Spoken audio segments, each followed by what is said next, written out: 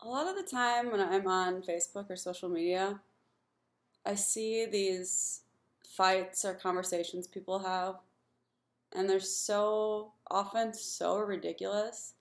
I'll take a lot of screenshots of these things because I feel like I should be documenting this stuff for historical purposes so one day we can look back on it and see, like, try to analyze the situation, or our grandchildren can see exactly what was going on.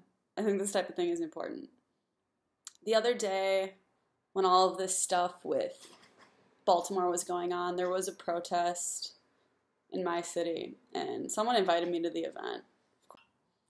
So yeah, I looked at it, and someone had posted this meme, and it says, white people be like, if they protested peacefully, we would treat them with respect.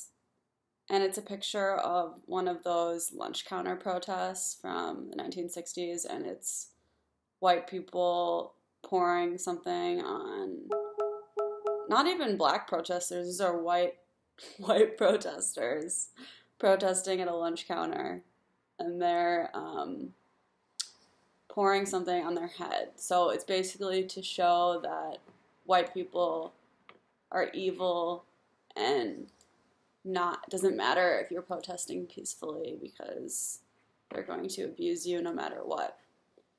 And there was an argument underneath this between a gay white liberal guy, very typical of people here, and a African immigrant woman. And the conversation starts off, he's defending white people because obviously he hasn't gotten the memo that you don't do that and you always stick up for the people of color no matter what. So he said, 99% of Americans treat other people civilly and politely, regardless of race. Lest you forget, we aggressively welcomed immigrants from Southeast Asia and then later Africa to the state. I will wholeheartedly support your right to protest up to the point it impinges on my rights or property. There is never an excuse for rioting. And then this African immigrant woman says, what about the people you took the land from? You know, the Dakota and so many other indigenous nations you pretend don't exist. I know you did me no favors as an immigrant, but what about segregation? What about the largest education disparities and the fact that you have to mention your kindness actually makes the gesture meaningless? He says, I didn't take the land from anyone. What happened 200 years ago is out of my control and I'm not responsible for it, just as you aren't responsible for what your ancestors or former countrymen in Africa do. Your argument would be like saying that because you're from Africa, you're responsible for the criminal acts committed by others there now, which is not true. And apparently I need to mention our kindnesses to others because it seems to not be acknowledged or recognized. No one is saying that educational and other disparities are not right, but what is the cause and the answer? I'm not holding anyone down. I and friends I know consistently vote for more money and programs to empower people, increase education, and more. You're saying because I'm white it is my fault or I am bad, which is prejudiced yourself. Not all people of color are good, and not all white people are bad. There are good and bad in all groups and races. So, yeah, typical white liberal. He doesn't want to see himself or anyone else as part of a group. She says, also you fail to recognize that immigrants from Southeast Asia and East Africa have come as a direct result from violence caused by the U.S. directly, Vietnam War, and indirectly, Black Hawk Down operation, and support countries against my home country's national interest. So when Ed says they fucked our land, then said you can come here only to oppress us, what kind of consolation prize is that? If you are not blamed for your ancestors' actions, then you cannot be praised by the same merit. You can't take credit for the good things and take blame for the bad things. He says, I can take credit for things I supported, equals welcoming immigrants, voting for and paying higher taxes to help others. I was not alive 200 years ago, so I can't take blame for what my great-great-grandparents' generation did or didn't do. And if you hate Americans so much, why do you choose to live here? She says, it was the U.S. government that helped the refugees come, and citizens vote for the government, right? So our indirectly responsible for their government, because that's democracy, right? They're supposed to do what people want them to, and if people are so welcoming, why do so many face discrimination? So the solution is to leave. What about others? You can't even leave if we are all left. Yeah, still would be racist. So how is that a solution? How exactly did you welcome immigrants? Not saying any welcome here. He says, really? You see no opportunity in the U.S.? I'm sorry you don't feel that allowing you as a foreign citizen to come and live here or take advantage of city and state services or the opportunity here is enough. Feel free to move elsewhere if you don't care for it.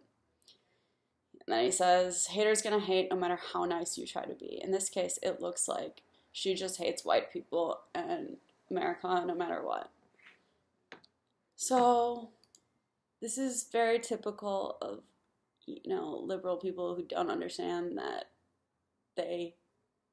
these people of color hate them and will always hate them no matter what they do and no matter how much welfare and socialism and whatever they vote for. Yeah, it's never going to be enough, and they're always going to hate you, and they're always going to see you as a group, even though you don't see yourself as a group, and you say you don't see race, and you say that, you don't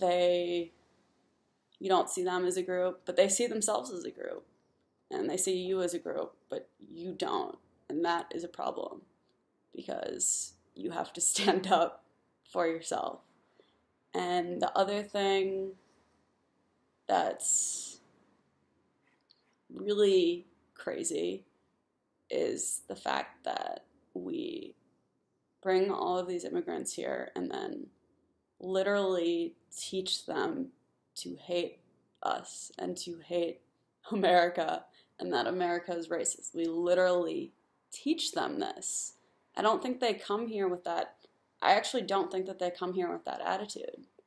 I think that our schools and our universities are so, they don't instruct you to have warm feelings toward your country or towards the history of your country or the majority population of your country.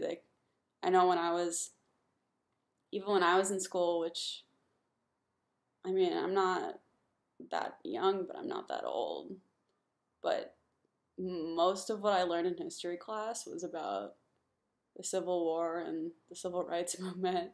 And, we read Roots, and a lot of it was just about slavery and civil rights. And I don't really remember spending much time learning about anything good that we had actually done, except for overcoming racism, supposedly. Or not overcoming, I guess we haven't now. But that's kind of the message. That's the narrative that they present. And that we stole the land from the Indians, so it's not really ours. But yeah, it's kind of scary when you think about it. And I tried to tell my parents this the other day, and they didn't really believe me, because they said, well, when I was in school, we learned, about the Constitution and stuff like that. And they didn't really believe me that we didn't really learn about that, and we kind of just learned about how shitty we are. I think it's a huge problem, especially when you're bringing in all these foreign people and teaching them to hate you. I don't see how that could lead to a good outcome, unless you're a leftist, I guess. But I still don't really know what the goal of leftists, I don't know what they want. I guess they just want communism, or I don't think they even really know what that is. They just want everyone to be equal, but it's never existed in the entire history of mankind, so yeah. Thanks.